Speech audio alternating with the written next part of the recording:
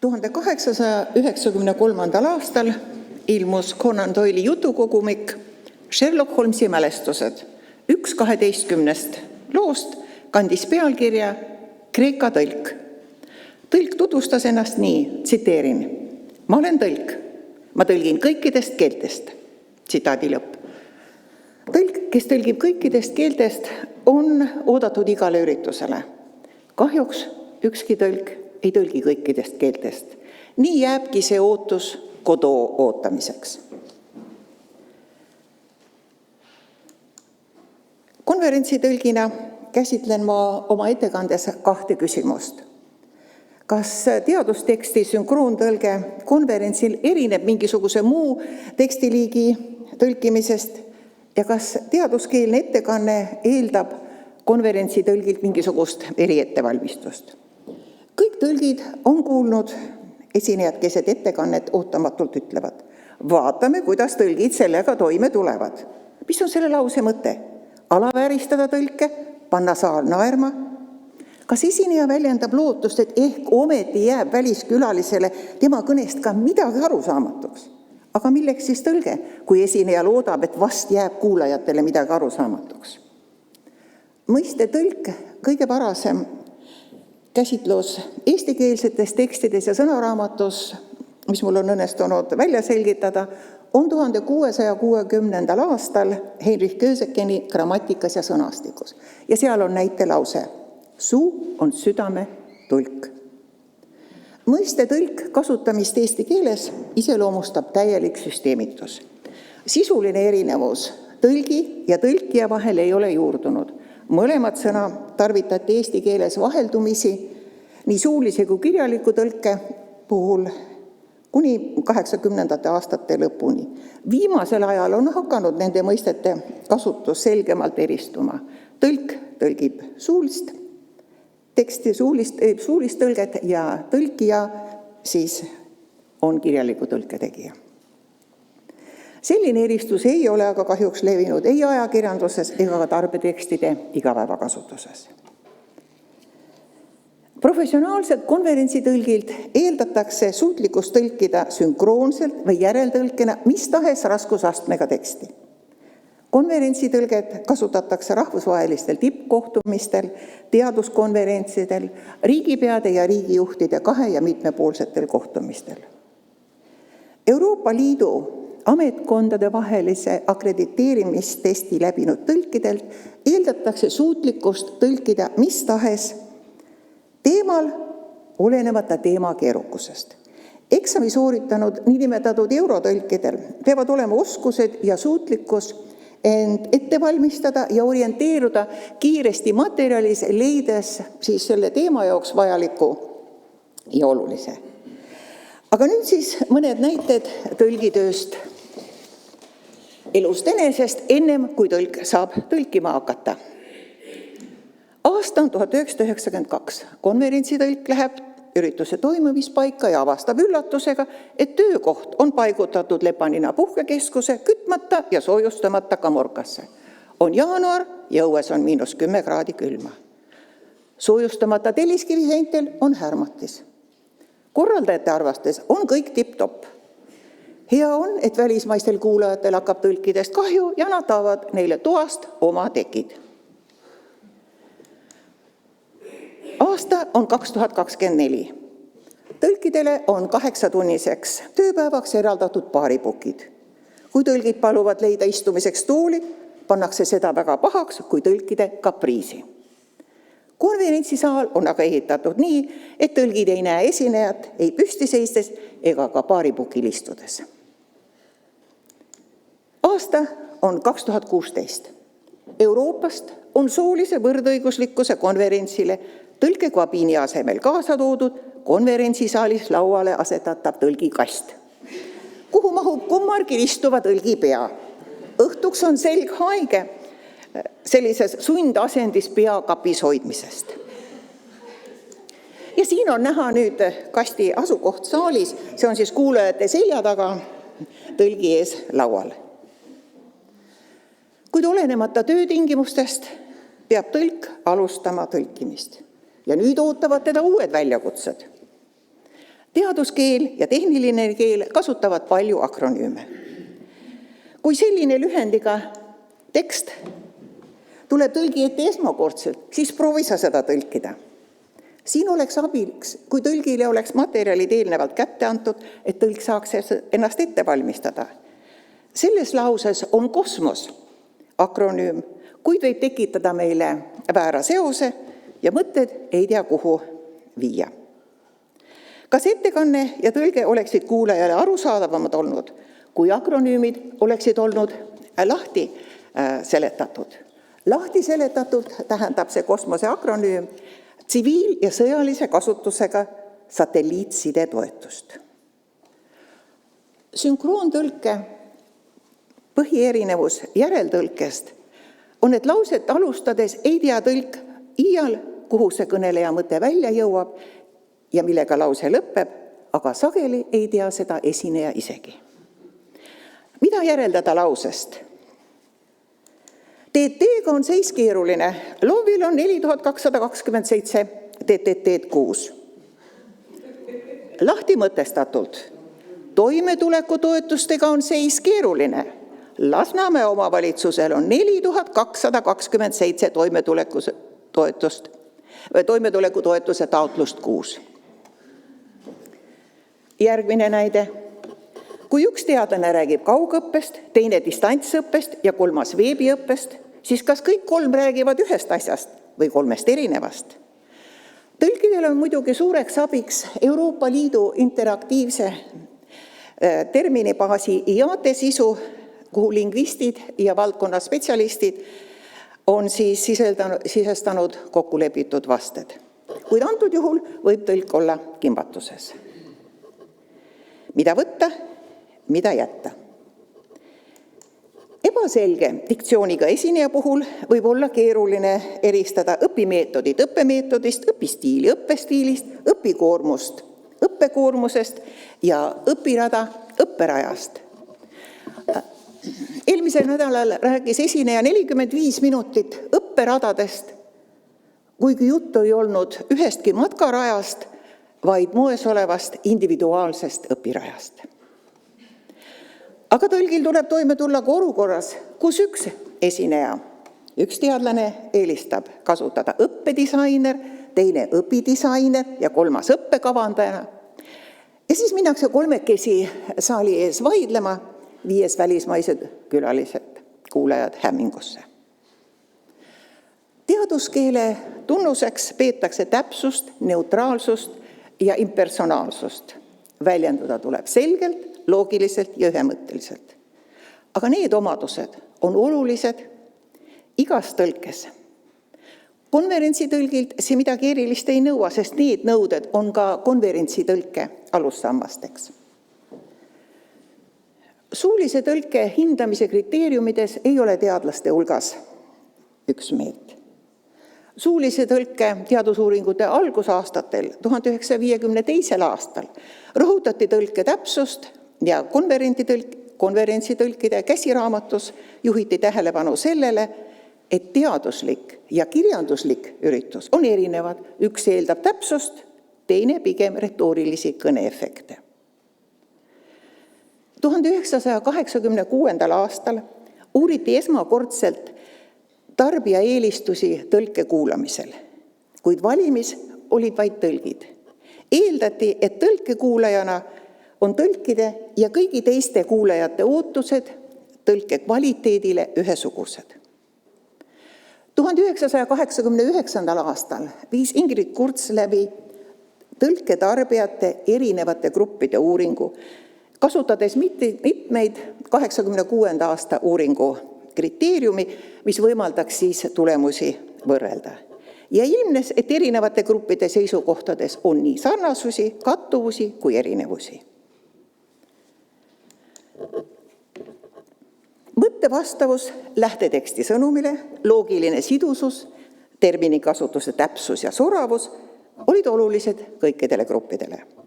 Lisaks hindasid tõlgid oluliseks grammatilist õigsust, võõrkeelse aktsendi puudumist ja meeldivat häält, kuid teadlastest tõlketarbijaid pidasid neid kriteeriume üsna ebaolulisteks. Hilisemad uuringud on juhtinud tähelepanu tõlke adekvaatsusele antud olukorra kontekstis ja tõlke kasutajate hetkevajadusele.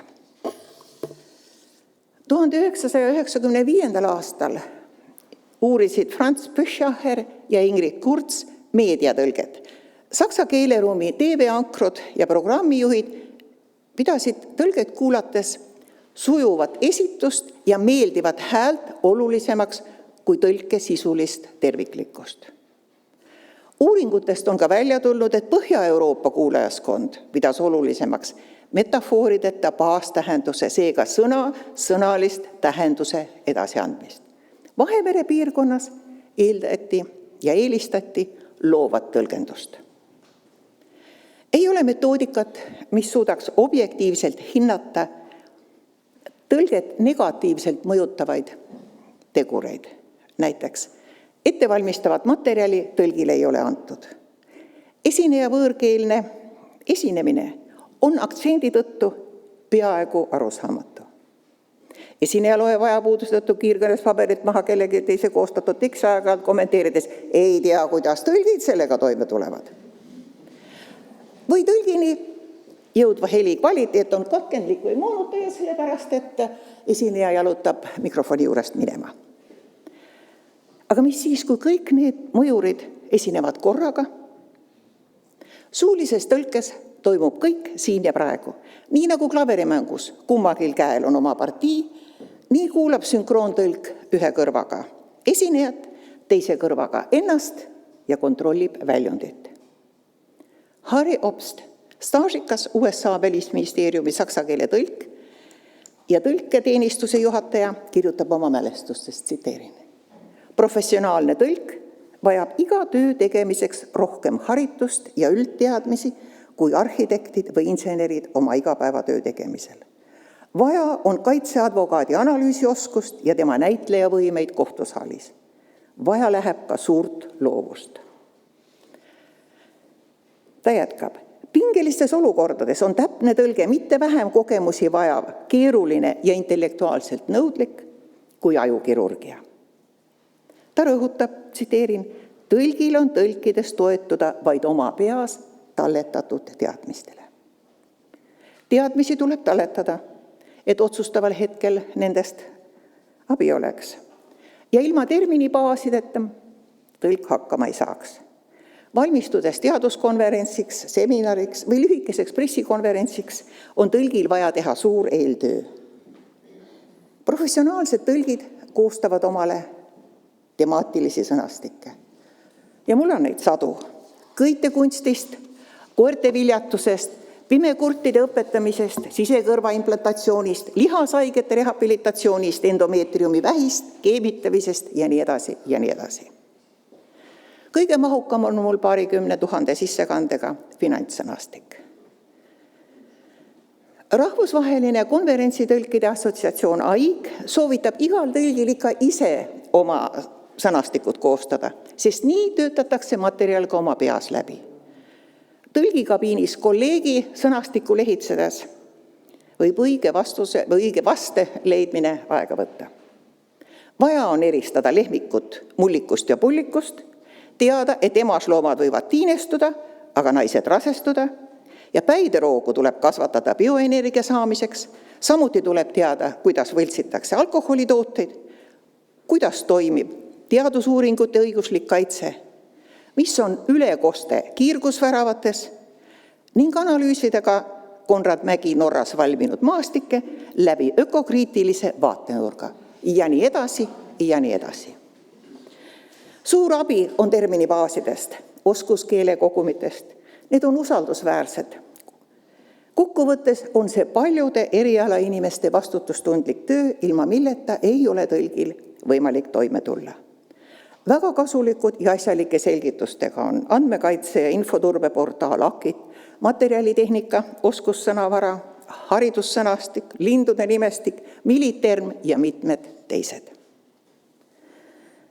Tõlk peab alati kriitiliselt suhtuma oma varasematesse sõnastikesse, sest keel areneb, arusaamad võivad muutuda. Ühtäkki saab infrastruktuurist taristu ja strateegia on korraga nii jätkusuutlik, säästlik kui kestlik. Tõlgitöö konverentsiks valmistudes ei piirdu ainult materjalide eelneva läbitöötamisega. See jätkub ka konverentsi ajal, sest lisateadmisi võib saada teistelt esinejatelt, kolleegidelt, mingitest konverentsil jagatavatest materjalidest või koha peal mõne asjatundjaga vesteldes. Töö võib jätkuda ka peale seda konverentsi, kui täiendatakse oma sõnastikku uute materjalidega. Kõik see eelnev ei tähenda aga, et tõlgitöö on üks piin ja hala. Kaugel sellest, iga päev, iga töö on erinev, täis üllatusi ja väljakutseid, mille ületamine teeb tõlgi elu kõike muud kui igavaks. Kõik see teeb tõlgi tugevamaks. Selline on meie töö eripära, millega lihtsalt tuleb arvestada. Prantsuse sotsioloogi Pierre Bourdieu kohaselt tõlk on tõlkevälja agent. Tõlk tõlgib lähtudes oma ainulaadsest haabitusest. Tõlkeväli on suhteliselt autonoomne tegevusvaldkond, mis toimib talle iseloomulike reeglite kohaselt. Huvi Bourdieu tööde vastu tõlkeuuringutes seostatakse muutunud suhtumisega suulisesse ja kirjalikku tõlkesse. Tõlkimine kui sotsiaalne, kultuuriline ja poliitiline tegevus on olemuslikult seotud võimu ja kontrolliga, sest tõlkimine tegeleb küsimustega, millel on reaalne tähendus inimeste mineviku, oleviku ja tuleviku seisukohast. Bourdieu kirjutab, tsiteerin. Mõjuvõimuva keel ei valitse kunagi valitsetavate kaasabita, sest need, kes räägivad, peavad tagama, et neil on antud olukorras õigus rääkida. Ja need, kes kuulavad, peavad mõistma, et need, kes räägivad, on tähelepanu väärt. Tsitaadi lõpp. Kõrvalepõikena võib Bourdieu sõnadega öelda, et professionaalne kapital kujuneb aeglase ja pideva akumuleerumise tulemusena, mis üldiselt kestab kogu elu. Tsitaadi lõpp. Tõlk on Bourdieu mõistes agent, kel on privileeg panustada väljal, kus ta tegutseb. Ta kasutab oma tesaurust, lingvistilist võimet ja professionaalsust. Keelega seotud lingvistilist kapitali kirjeldab Bourdieu kui inimese asukoha määratlejat ühiskonnas. Aga vastusena algselt püstitatud küsimustele tuleb möönda, et professionaalne konverentsitõlk alustab teadusteksti tõlkimist palju varem, kui tegelik etteaste toimub. Mida täpsemalt ja selgemalt väljendab ennast esineja, seda täpsem ja selgem on tõlge. Kunagi ei tule kasuks teadusterminite varjamine viimse hetkeni tõlgi eest ettevalmistusperioodil. Mõlemapoolne koostöö väärtustab tulemust. Eri aegadel on kunstis tõlki kujutatud erinevalt. Üks esimesi tõlgi graafilisi kujutisi on juba umbes 4000 aastat vana ja see kujutab tõlki kahe kehaga inimesena, sümboliseerides tõlgi seisundit vahendajana, kõneleja ja kuulaja vahel. See pilt võiks aga sümboliseerida kahe aju, kõneleja ja tõlgi aju tõlkehoos aastal 2021. Tänan tähelepanu eest. Suur tänu. Palun tagasiside saalist.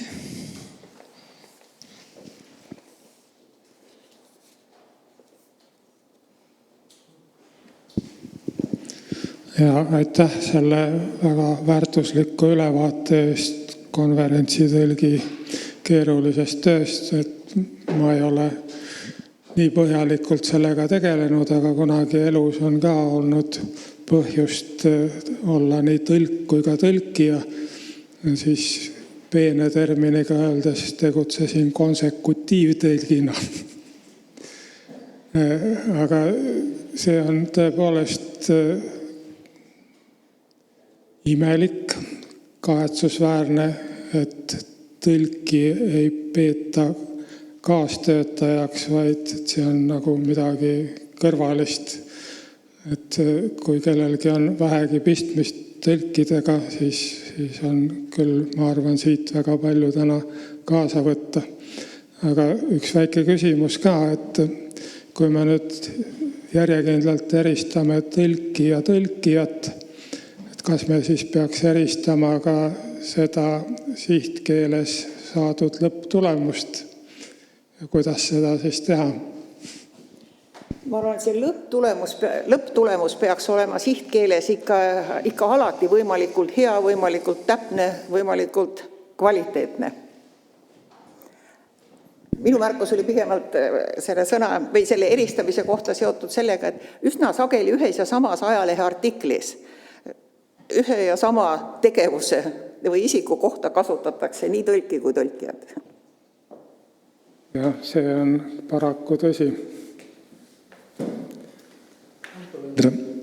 Anto Veldre, ma olen enam-vähem kursis tõlkijate maailmaga tänu meie tublide tõlkijate tööle Luksemburgis. Aga mida ma märkan, on tõlgi sotsiaalne seisund, kui ütleme arst ja insener ja mõnedki teised elualad, kui seal on võimalik ajada sõrad vastu, öelda, ma ei tee seda tööd, see on ebaeetiline, te pole mulle andnud materjali, siin on härmas sein, eks ole, mingeid muid põhjusi, siis tõlkijal puudub vähimgi võimalus öelda, et ma mingil põhjusel ei tee, et kas seda sõna eesti keeles ei ole, järelikult ma ei saa seda teha, mida iganes. Aga kuidas lugu nüüd suuliste tõlkidega on? Kas nemad on siis seal loomariigi hierarhias natukene kõrgemal või nemad ikkagi aeg-ajalt viibivad prominentidega ühes ruumis? Ja kas nendel on kergem? Kas see härmatisega sein on nagu ainuke mure või kuidas nende sotsiaalsete garantiidega ega sõrgu vastu ajada ei saa? Aitäh! No vabakutselisel on alati see valik, kus ta saab kriitiliselt hinnata. Kas ma tulen toime? Kas ma suudan aru saada sellest materjalist, mida antud seminaril või konverentsil või kus iganes hakatakse käsitlema, või ma ei suuda sellega toime tulla? Nii et see on ikkagi eelkõige tõlgi isiklik vastutus, kui ta on vabakutseline. Mis puudutab aga niinimetatud eurotõlkidesse, siis seal ma arvan, niisugust eetilist, kuidas ma ütlen, dilemmat tõenäoliselt ei teki, seal midagi sellist ei ole, aga ma olen ise vabakutseline eurotõlk, siis jah, seal tõesti sa teed seda mis iganes koosolek või täiskogu istung on, seda tõlgid. Aga selle staatuse kohta ma arvan, et see on päris hull lugu, kui tõlk saab omale selle staarikompleksi, mis võib loomulikult väga kergesti tulla, sest kui sa liigud mingite tähtsate isikutega ühes ruumis, siis see võib ju pea pööritama panna, aga siin on jälle tervest mõistusest, ma arvan, kasu, sest ühelgi üritusel ei ole ju tõlk number 1. Eks ole, tõlk on ikka see komakoht, nagu armastan öelda, aga komal, nagu te teate, on ju väga oluline. 1 miljonist saab 1 komaga 0,1 ja ongi kõik.